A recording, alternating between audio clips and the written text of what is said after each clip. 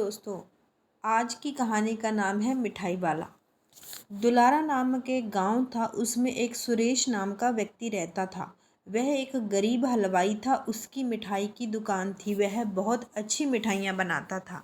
उसके परिवार में उसकी एक बूढ़ी माँ और एक पत्नी थी। वो लोग ठीक ठाक गुजारा कर रहे थे। एक दिन उस गांव में एक और व्यक्ति जिसका नाम दयाल था, उसने भी एक हलवाई की दुकान खोली। वह थोड़ा अमीर था तो उसने एक बढ़िया दुकान खोली। उसमें उसने 2 हलवाई और 4 नौकर भी रखे। उसकी दुकान में बहुत कम ग्राहक आते थे। कुछ दिन बीते। दयाल एक दिन अपने खेतों में चक्कर लगाने गया।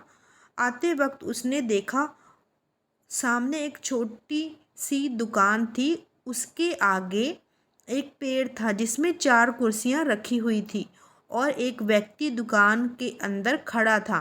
दयाल वहां खड़ा देख रहा था कि उस दुकान में पिछले 15-20 मिनट से 8-9 ग्राहक आते जाते जा रहे थे। दयाल अपने घर चला गया।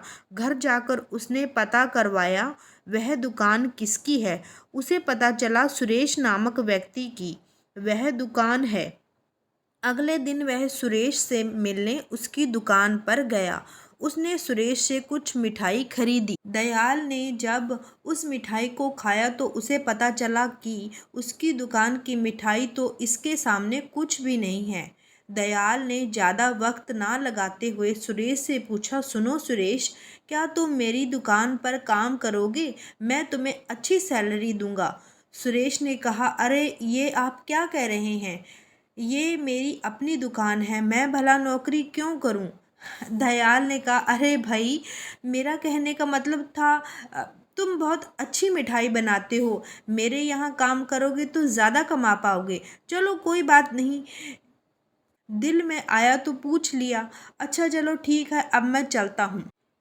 दयाल अपनी दुकान पर आ गया। उसने सोचा कि इस सुरेश की वजह से मेरी दुकान नहीं चल पा रही, क्यों ना इसकी मिठाई ही की दुकान को ही बंद करवा दिया जाए। दयाल ने अगले दिन अपने वफादार आदमी को बुलाया और उससे कहा कि तुम चुपके से रात को जाकर उसकी सारी मिठाइयों में अर्क मिला दो, ताकि जब भी कोई की दुकान से मिठाई खाए तो वह बीमार हो जाए, कोई भी उसकी मिठाई ना खरीदे। उस व्यक्ति ने ऐसा ही किया। वह रात में गया और उसकी दुकान में खिड़की से अंदर गया और उसकी सारी मिठाइयों में अर्क छिड़क दिया। अगले दिन जब सुरेश दुकान पर आया और दुकान खोली, लोग दुकान पर आने जाने लगे। कुछ समय बाद पता चला कि जो लोग भी मिठाई लेकर गए थे वह सब के सब बीमार हो गए। शाम होते होते सुरेश के बारे में सारा गांव बातें करने लग गया और शाम को दयाल के लोग वहां आ गए। गांव के लोगों को भड़काते हुए ले आए और हमेशा हमेशा के लिए इस दुकान बंद करने की मांग करने लगे। सुरेश को कुछ समझ तो नहीं आ रहा था कि आखिरकार ऐसा कैसे हो सकता है, मिठाइयाँ इतनी जल्दी खराब कैसे हो गई। और खैर उसने गांव वालों की बात मानकर दुकान को हमेशा हमेशा के लिए बंद कर दिया।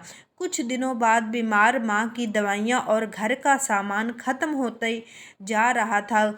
गरीबी सिर पर चढ़ रही थी। एक दिन शाम को सुरेश उदास होकर घर से निकला और अपनी दुकान पर आया। उसने पहले तो ठीक से देखा नहीं था। उस दिन उसकी नज़र पड़ी कि उसकी खिड़की को ज़बरदस्ती खोला गया है। उसने दुकान के बाहर जाकर देखा तो वह समझ गया कि किसी ने उसकी दुकान में ज़बरदस्ती घुसने की कोशिश की है।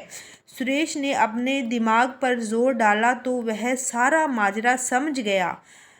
वह घर गया और अपनी पत्नी से कहा, क्या मैं कोई ऐसा अर्क जानती हूँ जिसे खाने पर पेट में दर्द हो पर वह इंसान मरे नहीं? उसकी पत्नी घबरा गई तो उसने अपनी पत्नी को सारी बात बताई। तब उसकी पत्नी ने कहा, मैं आपकी मदद करूंगी और सुरेश से गांव से अपने एक मित्र को भी बुलवाया और उसे भी सारी बात बताई। उसने कहा, मैं तुम्हारी मदद करूंगा।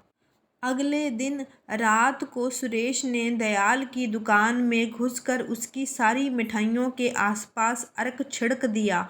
अब इंतजार था सुबह का। सुबह हुई, दयाल की दुकान खुली, ग्राहक आने जाने लगे। कुछ ही देर में कुछ ग्राहकों के पेट में दर्द शुरू हो गया।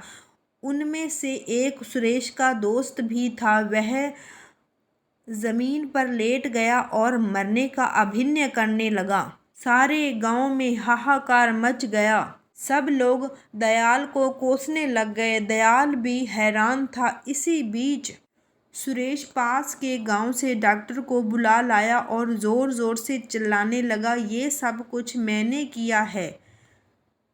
सारा गांव वहां इकट्ठा था। सब लोग हैरान थे। सुरेश ने कहा, ये सब मैंने किया है।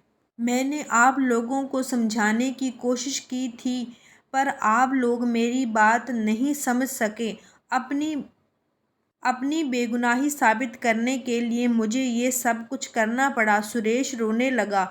डॉक्टर ने सब को दवाई दी और डॉक्टर ने बताया कि मुझे सुरेश ही लेकर आया था। गांव के सभी लोगों को बात समझ आ गई कि सुरेश की दुकान की मिठाई में अर्क दयाल ने ही डलवाया था। गांव के लोगों ने दयाल की दुकान बंद करवा दी और सिपाहियों को बुलाकर उसे सजा दिलवाई। सुरेश ने अपनी दुकान वापस खोल ली और सब खुश हो गए। तो इस कहानी से हमें ये शिक्षा मिलती है कि अगर कोई आपके साथ बुरा करे तो उससे डरना नहीं चाहिए, उनका डटकर सामना करना चाहिए। और जो डटकर सामना करते हैं वो ही हमेशा हार को हराते हैं और हमेशा जीतते हैं।